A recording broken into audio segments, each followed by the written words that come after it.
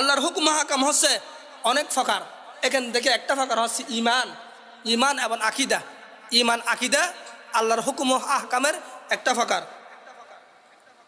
এটা বলতে অনেক সময় হয়ে যাবে, সময় একদম সংক্ষিপ্ত, কিন্তু আজকে একটা আমি উদ্যোগ নিয়েছি জিনিস, ওই মিসওয়াক, একটা হাদিসে বলেছিলাম আসওয়াক মুতাহাল্লিল ফামাদাতিল রব্বে, হযরত আয়েশা রাদিয়াল্লাহু তাআলা আনহার বর্ণনা, অনেক মূল্যবান হাদিস। তো আমিও আলহামদুলিল্লাহ আপনাদের জন্য মিসওয়াক এনেছি। মিসওয়াক করলে অনেক ফজিলত, অনেক ফায়দা। সর্বপ্রথম মৌলানা আবু তাহা সাহেবকে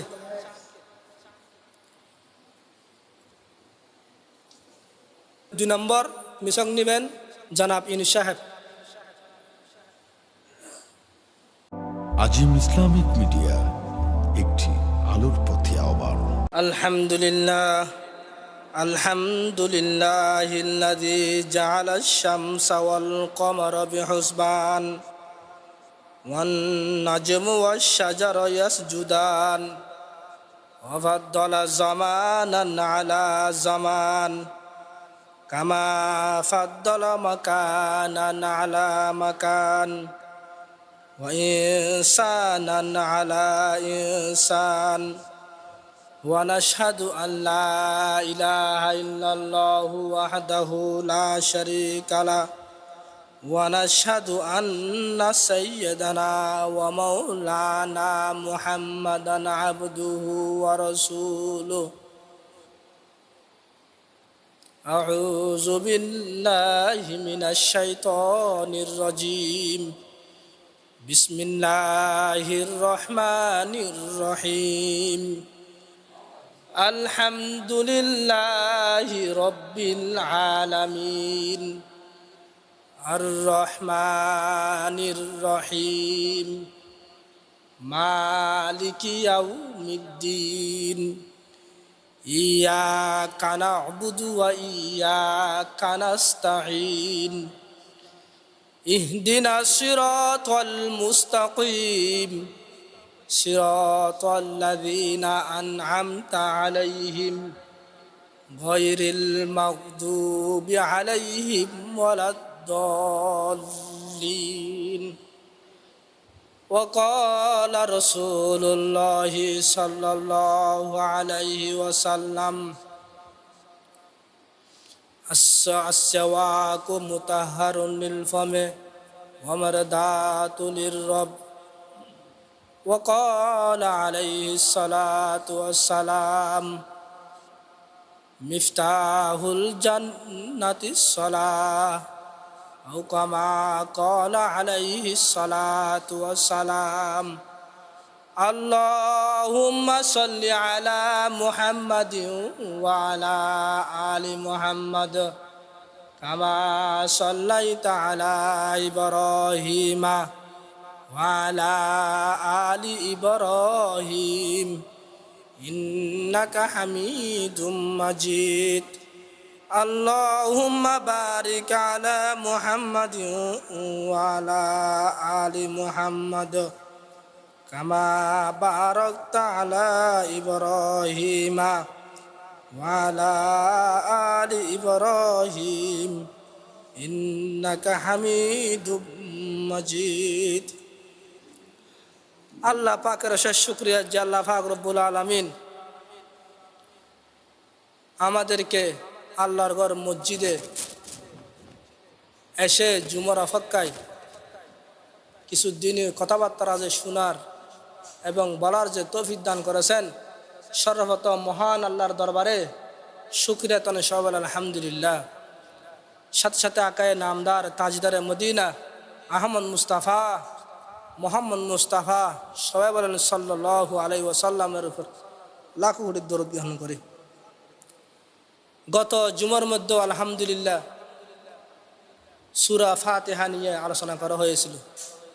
ঠিক তেমনিভাবে এই জুমার মধ্যেও আল্লাহ পাক যদি তৌফিক দান করেন, এই জুমার মধ্যেও সূরা ফাতিহা নিয়ে আলোচনা করার জন্য উপস্থিত হয়েছি। আল্লাহ পাক রব্বুল আলামিন যদি তৌফিক দান করেন তাহলে কিছু কথাবার্তা বলবো। পবিত্র কালামুল্লাহ শরীফের মধ্যে 114টি সূরা আছে।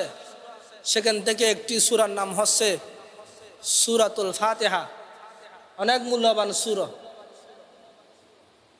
114টি সূরার মধ্যে এই সূরাটা অনেক মূল্যবান। এই সূরার মতো মূল্যবান সূরা পবিত্র কালামুল্লাহ শরীফের মধ্যে আর কোনো সূরা নেই। সেজন্য জালালউদ্দিন সুয়ুতী রহমতুল্লাহ জালালানী শরীফের মধ্যে এই সূরা সম্পর্কে অনেক নাম লিখেছেন। সেখান থেকে একটি নাম হচ্ছে আসাসুল কোরআন। এই সূরা হচ্ছে কোরআন শরীফের ভিত্তি। পবিত্র কালামুল্লাহ শরীফের মধ্যে 114টি সূরার মধ্যে সূরাতুল ফাতিহা হচ্ছে সেরা সূরা। যেই সূরাটা যদি আমরা নামাজ যদি না পড়ি নামাজ হবে না। নামাজের মধ্যে ইমাম সাহেব ফজরের নামাজও পড়ে, জোহরের নামাজও পড়ে, এমনকি দৈনিক 17 রাকাত ফরজ নামাজের মধ্যে এই সূরা প্রত্যেক রাকাতে পড়তে হয়।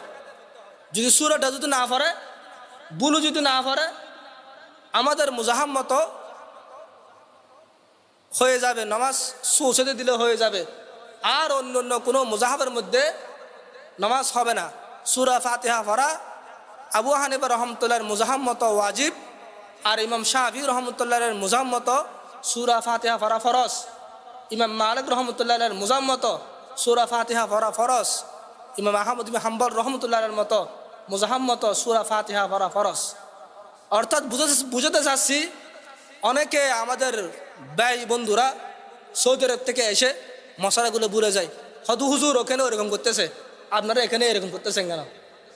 সৌদি আরবের মুজাব আর আমাদের মুজাব ভিন্ন। সৌদি আরবের মধ্যে অর্থাৎ আব্দুর রহমান সুদাই সাহেব যদি ভুলে যদি সূরা ফাতিহা যদি না পড়ে, সৌসতে যদি দেয়, নামাজ হবে না। কারণ ওর মুজাহাবের মধ্যে নামাজ সূরা ফাতিহার মধ্যে অর্থাৎ নামাজের মধ্যে সূরা ফাতিহা পড়া ফরজ। আর আমাদের মুজাহাবের মধ্যে কোন ইমাম সাহেব বা মুক্তা দিয়ে একা একা নামাজ পড়তেছে, সূরা ফাতিহা ভুলে পড়ে নাই, তাহলে নামাজ ইনশাল্লাহ হয়ে যাবে। সৌসতে কিন্তু দিতে হবে। তো বলতে চাচ্ছিলাম যে এই সূরা ফাতিহা সম্পর্কে আল্লামা জালালউদ্দিন রহমতুল্লাহ আলাই অন্যান্য কিতাব থেকে যাচাই বাছাই করে 20টি নাম আনেছেন। 20টি নামের মধ্যে একটা হচ্ছে আসাসুল কোরআন। সূরা ফাতিহা হচ্ছে সমস্ত কোরআনের ফাউন্ডেশন। তৌরাত কিতাবের ফাউন্ডেশন, ইনজিল কিতাবের ফাউন্ডেশন, জবুর কিতাবের ফাউন্ডেশন। এই যতগুলো আসমানি কিতাব আল্লাহ পাক রব্বুল আলামিন নাযিল করেছেন, সব কিছুর আলোচনা আল্লাহ পাক রব্বুল আলামিন সংক্ষেপে সূরা ফাতিহার মধ্যে লিখে দিয়েছেন। যেমন আমরা বিভিন্ন মাদ্রাসা স্কুলে লেখাপড়া করেছি, সরকারি মাদ্রাসা, কই মাদ্রাসা আমরা লেখাপড়া করেছি। ওখানে যেগুলো কিতাব আছে, কিতাব যেমন আরবি সাহিত্য, বাংলা সাহিত্য, ওখানে অনেক পদ্য অংশ গদ্য অংশ লিখে শেষে লিখে দেয় সারমর্ম, সারাংশ। ঠিক তেমনিভাবে আল্লাহ পাক রব্বুল আলামিন পবিত্র কালামুল্লাহ শরীফের মধ্যে শুরু থেকে শেষ পর্যন্ত অনেক কথা বলেছেন। অনেক কথা থেকে আবার সংক্ষিপ্তভাবে সূরা ফাতিহার মধ্যে সমস্ত কিছু আলোচনা করেছেন। সেখান থেকে আল্লাহ পাক রব্বুল আলামিন পবিত্র কালামুল্লাহ শরীফের মধ্যে আলোচনা করেছেন আল্লাহর কুদরত নিয়ে। আল্লাহর কুদরত অনেক বড় কুদরত, আল্লাহ যে মহাশক্তিমান, আল্লাহর কুদরত নিয়ে পবিত্র কালামুল্লাহ শরীফের মধ্যে অনেক আয়াত আল্লাহ পাক রব্বুল আলামিন লিখে দিয়েছেন। আর পবিত্র কালামুল্লাহ শরীফের মধ্যে 2 নম্বর হচ্ছে পবিত্র কালামুল্লাহ শরীফের মধ্যে আল্লাহ পাক রব্বুল আলামিন উম্মত নবীদের ঘটনা সম্বন্ধে অনেক সূরা আলোচনা করেছেন। নবীদের ঘটনা, হযরত মূসা আলাইহিস সালামকে নিয়ে অনেক ঘটনা, হযরত ঈসা আলাইহিস সালামকে নিয়ে অনেক ঘটনা, হযরত ইব্রাহিম আলাইহিস সালামকে নিয়ে অনেক ঘটনা, হযরত নূহ আলাইহিস সালামকে নিয়ে অনেক ঘটনা। কোরআন শরীফের মধ্যে হয়তো ভাবেন যে আপনি আল্লাহর কুদরত নিয়ে আয়াত, হয়তো ভাবেন যে আপনি নবীদের ঘটনা নিয়ে আয়াত। 3 নম্বর আল্লাহ রাব্বুল আলামিন আলোচনা করেছেন কিয়ামতের বিধিশিকে নিয়ে, কবরের আযাব নিয়ে, জান্নাত জাহান্নামের আযাব নিয়ে, জান্নাতের সুসংবাদ নিয়ে, জাহান্নামের আযাব নিয়ে, কিয়ামতের ভয়াবহ দিবস নিয়ে অনেক আলোচনা করেছেন। 4 নম্বরের মধ্যে আল্লাহ পাক রব্বুল আলামিন আলোচনা করেছেন পুরো কোরআন শরীফের মধ্যে নামাজ নিয়ে, আল্লাহ অর্থাৎ আল্লাহর হুকুম নিয়ে, আল্লাহর হুকুম কি কি আছে নামাজ সম্পর্কে, রোজা সম্পর্কে, হজ সম্বন্ধে, যাকাত সম্বন্ধে আল্লাহ পাক রব্বুল আলামিন চার প্রকার জিনিস আলোচনা করেছেন, চার প্রকার আয়াত আলোচনা করেছেন। এক নম্বর কি? আল্লাহর কুদরত নিয়ে। দুই নম্বর আলোচনা করেছেন আল্লাহ পাক রব্বুল আলামিন। দুই নম্বর আলোচনা করেছেন পূর্ববর্তী নবীদের ঘটনা নিয়ে। আল্লাহ পাক রব্বুল আলামিন পুরো কোরআন শরীফের মধ্যে আলোচনা করেছেন কিয়ামতের বিধিশিক্ষা নিয়ে। তারপর 4 নম্বর আল্লাহ পাক রব্বুল আলামিন আলোচনা করেছেন অর্থাৎ হুকুম আহকাম নিয়ে। এই 4টা কিন্তু আলোচনা আল্লাহ পাক রব্বুল আলামিন সূরা ফাতিহার মধ্যে ঢুকে দিয়েছেন। এজন্য আল্লামা জালালউদ্দিন সুয়ুতী রহমাতুল্লাহ বলতেছেন এই সূরা হচ্ছে সর্বশ্রেষ্ঠ সূরা। এই সূরার মতো কোরআন শরীফের মধ্যে আর কোনো সূরা নাই। এই সূরার মতো কোরআন শরীফের মধ্যে আর কোনো সূরা নেই।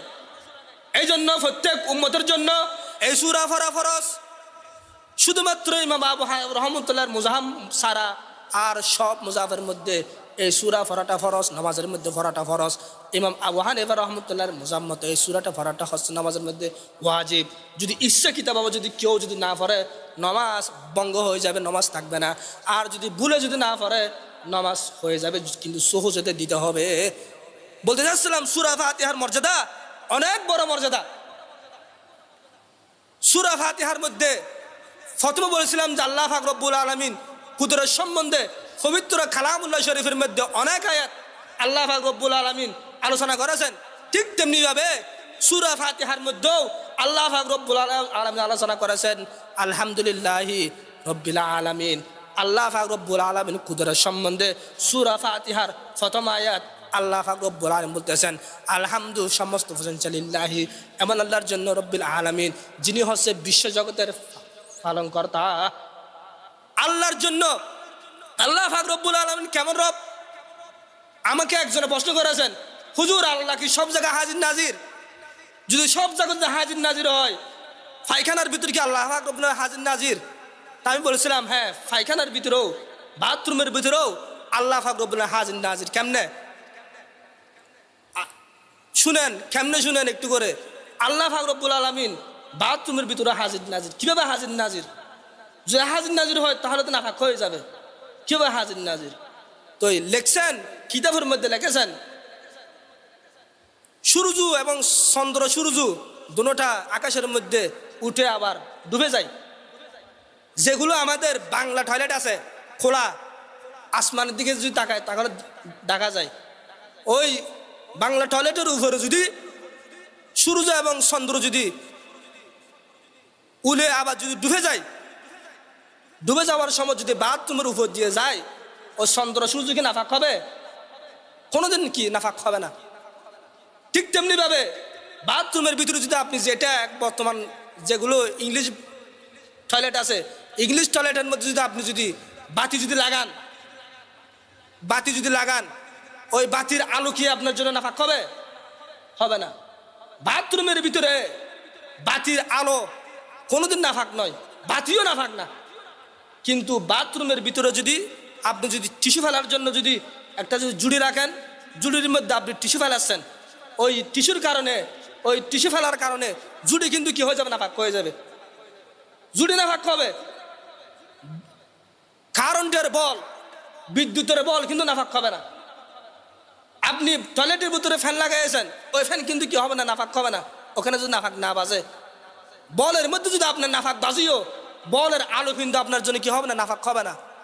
ঠিক তেমনি ভাবে চন্দ্র সূর্য যদি ওই টয়লেটের উপর দিয়ে যায়, ওই টয়লেটের কারণে চন্দ্র সূর্য কোনোদিন কি হবে না? নাফাক হবে না।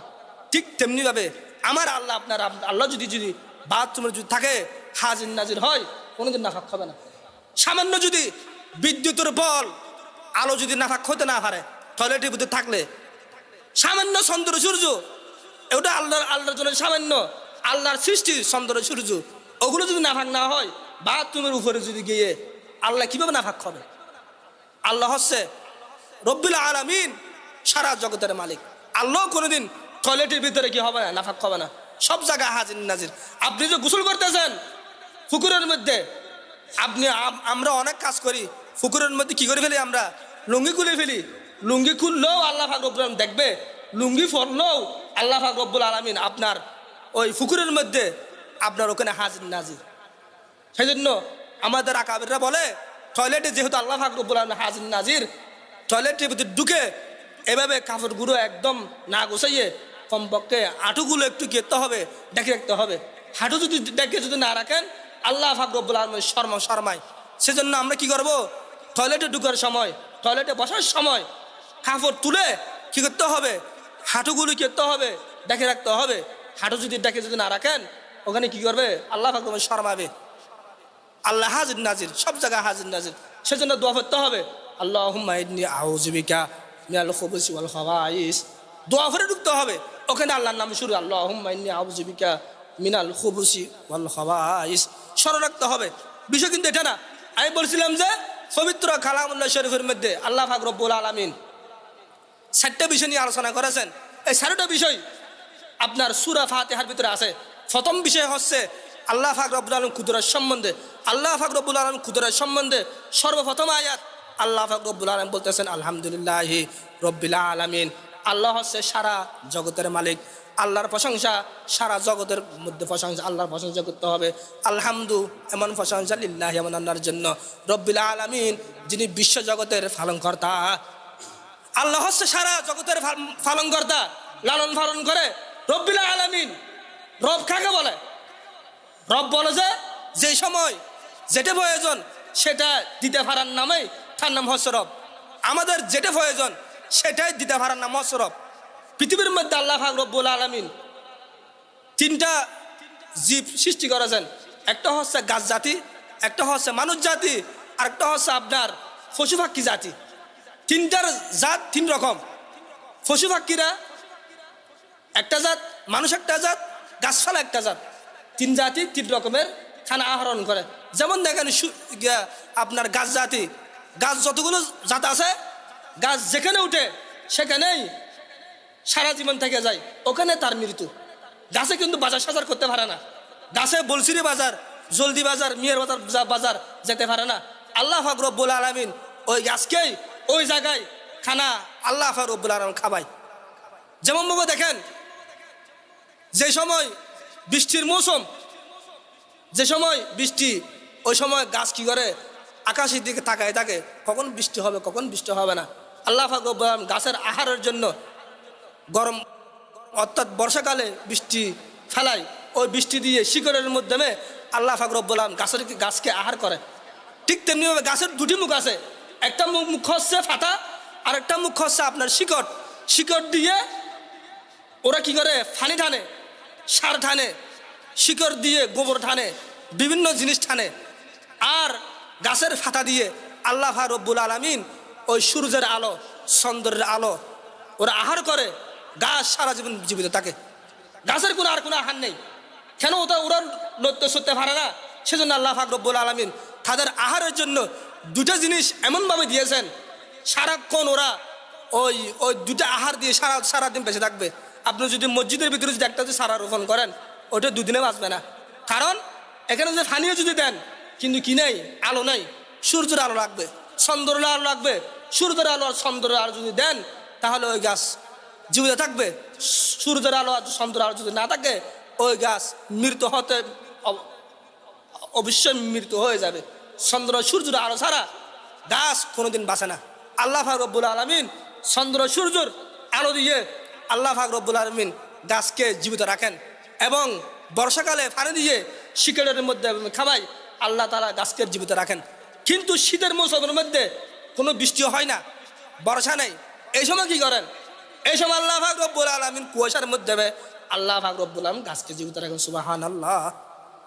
बता हमको तेरे राकिज तरफ है तेरे राफर सला हमको हुदाया हमदे बेहद मर हुदाये फाकेरा केईमा दादे मुशते हाकेरा। আল্লাহর হামদনাথ পড়তে হবে, আল্লাহর হামদনাথ জানতে হবে। আল্লাহ পাক রব্বুল আলামিন গাছকে কিভাবে যে ফালেন, কিভাবে যে ফালেন আমাদের বীরের ধরবে না। এভাবে ফালতেছেন কেন? গাছের বাজার করার শক্তি নাই, গাছের হাট বাজার করার শক্তি নাই, গাছের কোনো বুদ্ধি নাই, গাছের কোনো বিবেক নাই। সেজন্য আল্লাহ পাক রব্বুল আলামিন এভাবেই ওদেরকে আহরণ করেন। 2 নম্বর হচ্ছে আপনার পশু পাখি। পশু পাখিরা ওদের কোনো বুদ্ধি নাই, বিবেক নেই, ওদের কোনো ঠেকা কামানোর কোনো শক্তি নাই। আল্লাহ পাক রব্বুল আলামিন সেজন্য পশু পাখিদের খাওয়ার বাজারে ঘাটে বনে জঙ্গলে বিভিন্ন জায়গায় ছড়িয়ে ছিটে রেখেছেন। আপনি যান, পশু পাখিরা জায়গায় জায়গায় ওদের খানা, আপনি বাজারে গেলেও পশু পাখির খানা পাবেন। ওখানে বাজারের মধ্যে ময়লা ফেলে দিচ্ছে, ওখানে পশু পাখির খাবার আছে। বন জঙ্গলে গাছের মধ্যে পশু পাখিদের খাবার আছে। আপনি যেমন দেখেন ছোট ছোট ওই জামগুলো, জাম ছোট ছোট জাম, এগুলো মানুষেরা খাওয়ার শক্তি নেই। ছোট ছোট জাম যদি আপনি যদি ফাড়েন তাহলে ওগুলো কি তোমরা খেতে পারবেন না। জামগুলো ধরো কখন? ধরো যেই সময় বিলের মধ্যে কোনো ধান থাকে না, যেই সময় বিলের মধ্যে কোনো মাছ থাকে না, কোনো খাবার যে সময় না থাকে, আল্লাহ পাক রব্বুল আলামিন ওই সময় জাম সৃষ্টি করে দেন। জাম আল্লাহ পাক রব্বুল আলামিন জাম গাছের মধ্যে জাম সৃষ্টি করেন। ওই সময় অনেক ফাঁকিরা জাম খেয়ে খেয়ে ওরা খাদ্য নিবারণ করেন। পশু পাখিদের খাদ্য জায়গায় জায়গায় আছে। ওদের যেহেতু বুদ্ধি নেই কিন্তু নড়াচড়া শক্তি আছে। গাছের তো নড়াচড়া শক্তি নেই, কিন্তু পশু পাখিদের বাজারে যাওয়ার, ওদিকে যাওয়ার হ্যাঁ আমার শক্তি নেই, ঠিক আছে, কিন্তু যাওয়ার শক্তিটা আছে। কিন্তু মানুষরা আশরাফুল মখলুকাত, মানুষের বুদ্ধি আছে, বিবেক আছে, শক্তি আছে।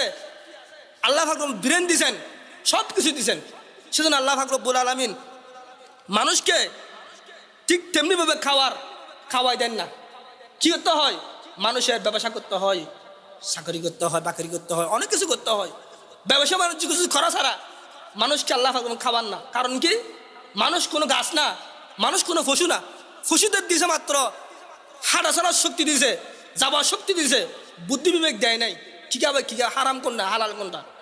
কিন্তু আল্লাহ পাক রব্বুল আলামিন মানুষকে হালাল কোনটা হারাম কোনটা সব কিছু শক্তি দিছে। সেজন্য আল্লাহ পাক রব্বুল আলামিন মানুষকে মুখের মধ্যে এমনি সহজে খাদ্য তুলে দেয় না। গাছকে তো এমনি সহজে মুখের মধ্যে খাদ্য তুলে দেন, মানুষকে আল্লাহ পাক তেমন করে তুলে দেন না। মানুষকে আল্লাহ পাক রব্বুল আলামিন কষ্টের মাধ্যমে খাদ্য তুলতে হবে। কিন্তু ইতিহাসের কিতাবের মধ্যে আছে, ইতিহাস ব্যক্তিরা বলেছেন কোনো তফসিরের কথা না। হযরত সুলাইমান আলাইহিস সালাম সারা জগতের মানুষদেরকে খানা খাওয়ানোর জন্য আল্লাহ পাক রব্বুল আলামিন বলেছেন, ইয়া আল্লাহ আপনি তো রব, আপনি অনেক দিন তো খানা খাওয়াচ্ছেন, কিন্তু আমি কিন্তু একক তো খানা খাওয়ার জন্য আপনার কাছে, আপনার পুরো জগতের মানুষকে একক তো খানা খাওয়ানোর জন্য আমি আগ্রহী।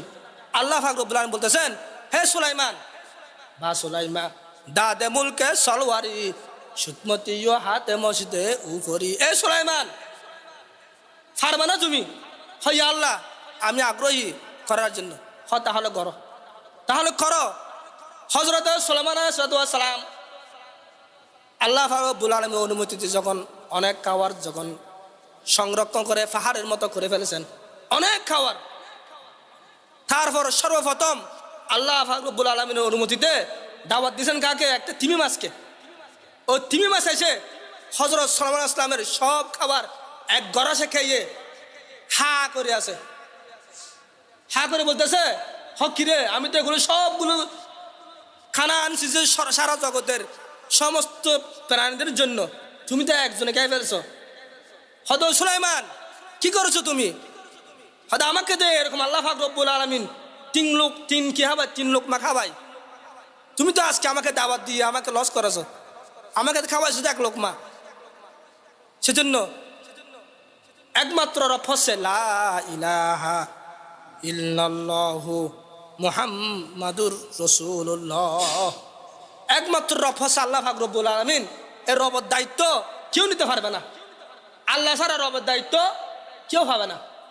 এজন্য আল্লাহ পাক রব্বুল আলামিনের প্রশংসা, আল্লাহ রাব্বুল আলামিনের হামদানাত, আল্লাহ রাব্বুল আলামিনের জিকির তাসবিহ এগুলো সর্বক্ষণই পড়তে হবে, নামাজ পড়তে হবে। মিফতাহুল জান্নাতি সালাহ। বলেছিলাম যে পবিত্র কালামুল্লাহ শরীফের মধ্যে চার প্রকারের আয়াত আছে। 1 নম্বর বলেছিলাম যে আল্লাহর কুদরত নিয়ে আলোচনা। 2 নম্বর বলেছিলাম যে পবিত্র কালামুল্লাহ শরীফের মধ্যে অন্যান্য নবীদের ঘটনা নিয়ে আলোচনা। 3 নম্বর বলেছিলাম যে কিয়ামতের বিধিকে নিয়ে আলোচনা। 4 নম্বর বলেছিলাম যে আল্লাহর হুকুম হাকাম নিয়ে আলোচনা। আল্লাহর হুকুম হাকাম হচ্ছে অনেক প্রকার। এখান থেকে একটা প্রকার হচ্ছে ইমান এবং আকিদা। আল্লাহর হুকুম হাকামের একটা প্রকার। এটা বলতে অনেক সময় হয়ে যাবে, সময় একদম সংক্ষিপ্ত।